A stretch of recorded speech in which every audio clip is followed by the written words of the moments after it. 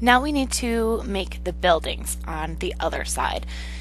Buildings are going to add a little more detail, be a little more tricky. Even though they're getting smaller, there's more perspectives with the angles that they come in so that it looks like I could stand here and see, if I looked this direction, the front of a building.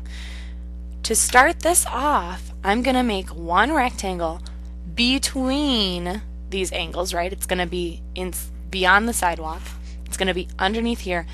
And for me, I'm going to have that rectangle end at the edge of this. You could bring it down a little bit, but let's go ahead and make one rectangle. I'm going to stop it a little short.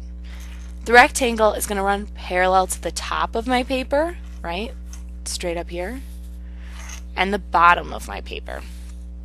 This is now a side of a building, not the top, not the front, not what faces the street. To draw what faces the street, it needs to go at the perspective angle, right? It has perspective because my perspective would change if I stood here to see the front of the building. Follow this line, angle the same way. And because mine touches this corner on the perspective line, I can just follow that.